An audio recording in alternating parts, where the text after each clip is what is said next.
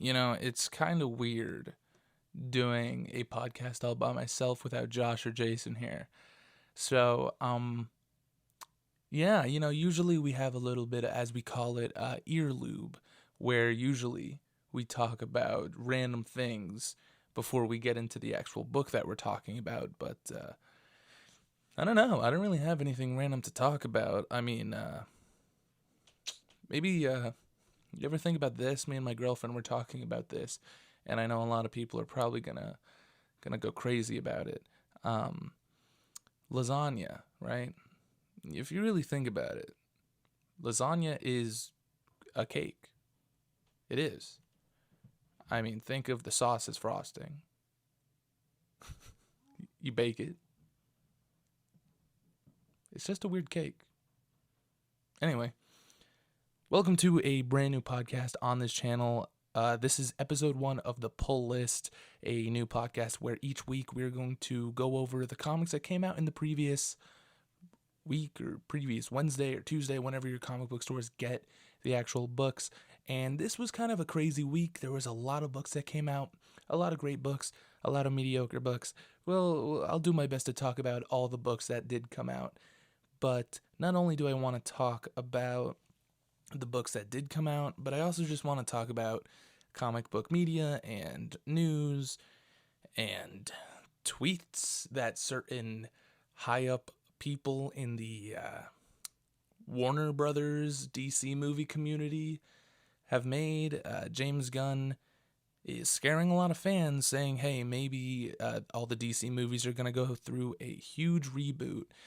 And personally, I don't know if I think that's the worst idea. I think that's kind of what they need. But, it sucks because you just got Henry Cavill back.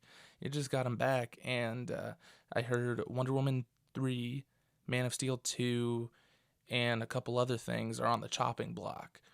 So it's just kind of weird to me that Dwayne Johnson fought so hard to get Henry Cavill back, and now we're just scrapping it. Anyway, it's a little too early to say. We really got to see. So just have a little faith. I have faith. I think James Gunn is really just trying to piece it all together. The DCEU is in shambles, like it really is, and I really just don't know how you would fix it without doing just a soft reboot or just a hard reboot. But besides what James Gunn is talking about, Kevin Feige also announced, this is some good news, actually. Kevin Feige announced that him and his team are going to be reevaluating Marvel Phase 5 and 6, making sure they make more quality content, which, thank God, I haven't disliked everything in Phase 4, but overall it has been, it has been not a great phase. I think it started pretty well. Shang-Chi, Spider-Man No Way Home was good. Those were good. But, the last couple have been real bad, I'll say. I did not enjoy Doctor Strange. I did not enjoy Thor Love and Thunder. I enjoyed Black Panther Wakanda Forever more than most, I think. But still, it's not to the extent that it used to be. And I think Kevin Feige and everybody at Disney really needs to take the time and just bring it back to what it used to be, make actual quality movies once again. And I think they're really going to try to, so I'm excited about that. I think that's about it, really, for everything that's not comics. Actually, I really wanted to talk about, so they're making a Hellboy game, and I am a huge Hellboy fan. I love Hellboy. Hellboy is probably one of my favorite comics of all time.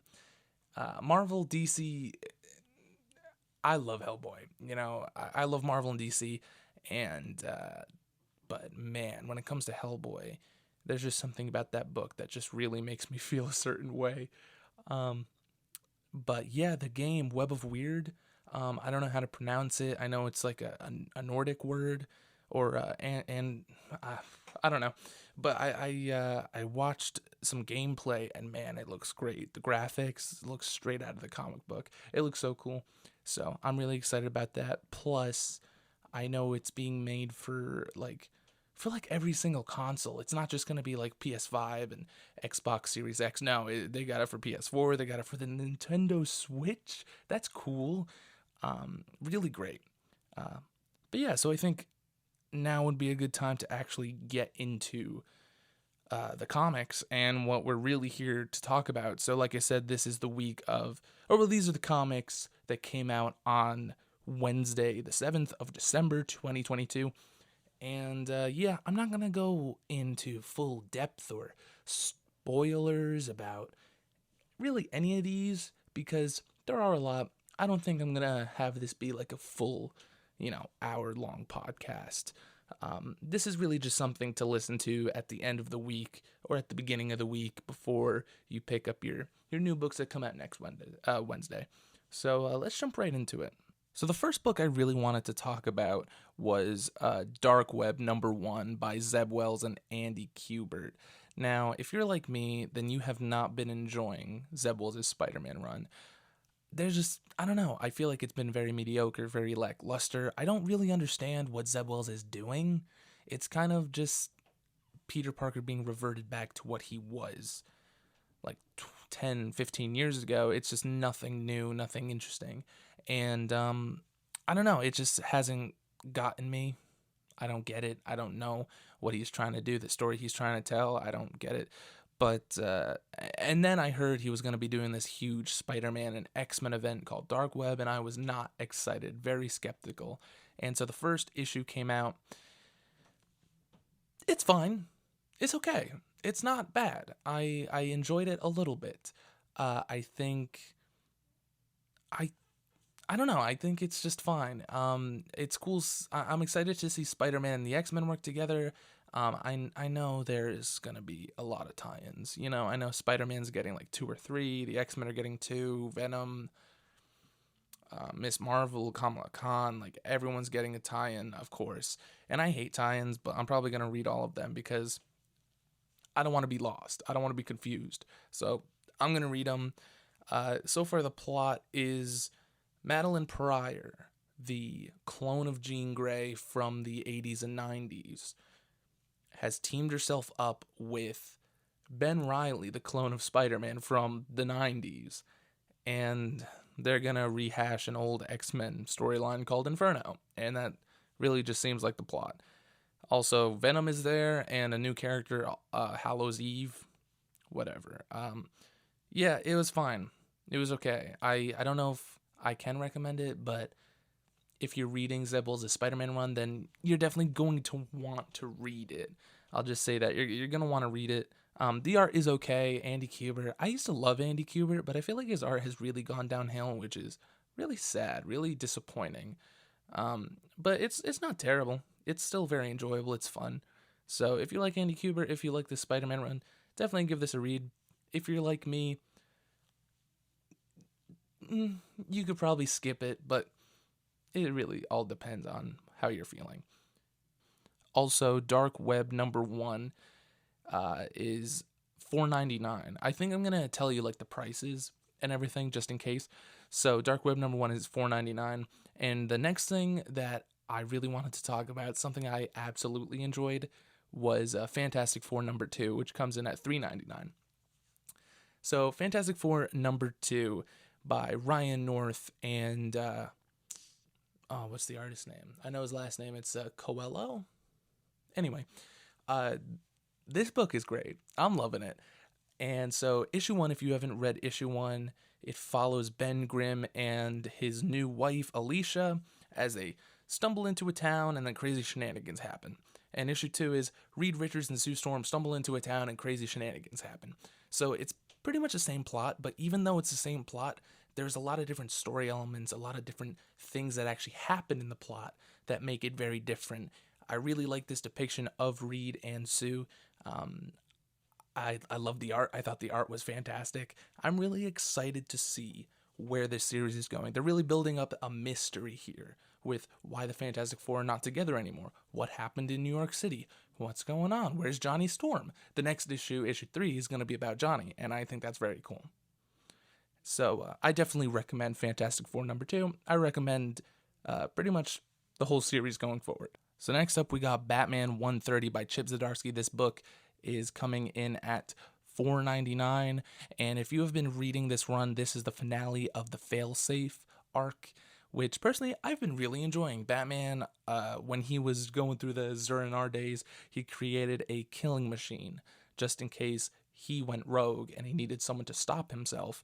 So he made this robot called Failsafe, and it's going crazy, and it's trying to kill Batman, but it's really trying to kill everybody. And it's great. You know, there's a lot of great art. Jorge Jimenez is doing some really great things on the page, and I really love Chip Zdarsky's. I really just love his everything. I love his depiction of Batman. I love his relationship with Bruce and Tim. I love that he's making Tim more prominent, because Tim Drake is my favorite Robin, and I feel like they're always sidelining him. They never give him anything cool to do, and Chip is like, no, let's give something for Tim, you know, let's have him do something. So in this book, you really get just a lot of great stuff with Batman and Tim fighting Failsafe and just being Batman and Robin, and it's really great. I can't recommend Chip Zdarsky's Batman enough. Definitely go out, pick it up, read it. Or just wait till the trade paperback. It'll probably be about like $20-25, maybe a little less, but it's really great.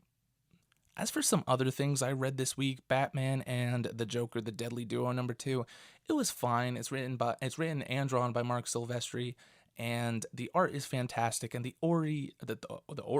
story, my bad, I'm losing my mind.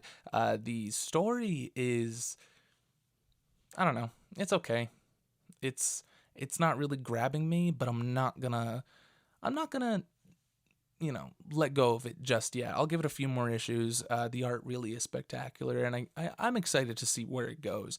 As for some more Marvel stuff, we got Daredevil #6 and Punisher #8. Man, Jason Aaron's Punisher continues to be fantastic, and Chip Zdarsky's Daredevil also continues to be fantastic. And I'm mentioning these both at the same time because they're intertwined, okay? The Punisher is the leader of the Hand. That's crazy. Daredevil is working with Elektra and Stick, and they're like their own ninja group called the Fist to take on Punisher and the Hand. And it's a blast. If you have not been reading either of these series, read them both. They both complement each other perfectly. You will not be upset that you've wasted a lot of money. Both these issues come in, or Daredevil comes in at $3.99 and Punisher comes in at $4.99 because it is a little thicker. And I think I only got a few more things left. X-Treme X-Men came out as well, and it is fine. X-Treme X-Men #1 comes in at $3.99, written by Chris Claremont and drawn by Salvador Larroca. I think that's how you say it. I'm not quite sure how you say his name, but his art's very good. I enjoyed it quite a bit. Chris Claremont, my favorite X-Men writer, one of my favorite writers of all time, comes back on the X title after many years of not being on it to rehash an idea he had in the early 2000s, which was also called X-Treme X-Men. So this is a continuation of that, and if you like that series, you'll probably enjoy this one. Issue 1 was fine. It was enjoyable. I liked it. It's big on Kitty Pryde's a big character. The villain Gunn returns. If you know anything about him, he's back. He seems like he's going to be the main villain, and that's pretty cool. And I think the last thing that I'm going to talk about is Predator #5, which comes in at $3.99. And I'll just talk about this one really quick because we're getting close to the finale, right? So if you have not been reading Predator, I'm not going to spoil it for you, but it is about a girl who is hunting this very specific predator on the predator world because this predator killed her family, and when she was a little girl. And it's great. The art's cool. The story, it's really cool seeing a predator be the prey. I like it a lot. I think it's very fun. And I believe, who writes that one? I don't remember. I actually have it right here. Ed Brisson and Kev Walker. My bad for forgetting them, but it's a very enjoyable series so far. So definitely check that one out. And so that is everything that I read this week. But I do want to give some recommendations of things that I'm reading that come out next week. So let's jump over to those really quick. For the week of December 14th, 2022. I only got 4 things on the list. But you know what? I'm going to add one more thing because I didn't pick it up this week. And that is Miles Morales #1.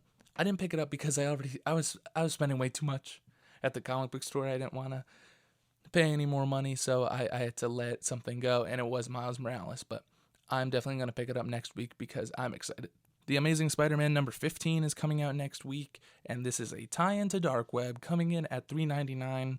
So if you're reading Dark Web or just the Amazing Spider-Man run, you gotta read this. There's been so many tie-ins in this run. You know, there's been a Hellfire Gala tie-in, there's been a Axe Judgment Day tie-in, and now Dark Web. It's just too much. But then we got Deadpool #2 coming in at $3.99 next week. I'm very excited. I'm not the world's biggest Deadpool fan, but issue 1 was really fun, and I'm excited to see what issue 2 brings us. Invincible Iron Man #1 is coming in at $4.99, and I'm very excited. This is going to be written by Jerry Dugan. I love the previous Iron Man run written by, Christopher Cantwell? That might be his name? I'm not sure, but it was great. I really loved it, and I can't wait to see what's going on in Iron Man's life this time around. And as for the final thing, get ready, guys, because Batman Spawn #1 is coming out next week, and it's going to be $6.99, written by Todd McFarlane and drawn by good old Greg Capullo. I cannot tell you how excited I am about this. It looks so cool. I love Batman. I love Spawn. We'll see how this goes. Crossovers with those two tend to be kind of crazy. So yeah, I think that just about does it. Thank you all for watching. Like I said, this is a brand new podcast on our channel called The Pull List, where each week I'm going to talk about the new books that come out and tell you if I think you should pick them up or just skip them.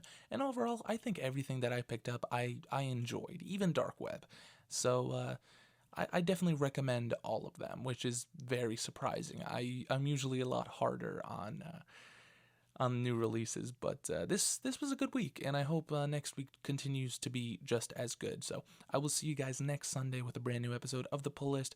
And if you are excited, by the way, if you are excited about the new Batman Spawn crossover coming out, then maybe you should go listen to our other podcast, Off the Shelf, where we just released the Spawn Batman episode by Todd McFarlane and Frank Miller. So go check that out, leave us some support over there, and just remember, okay? Lasagna. It's cake. I'll see you guys next week.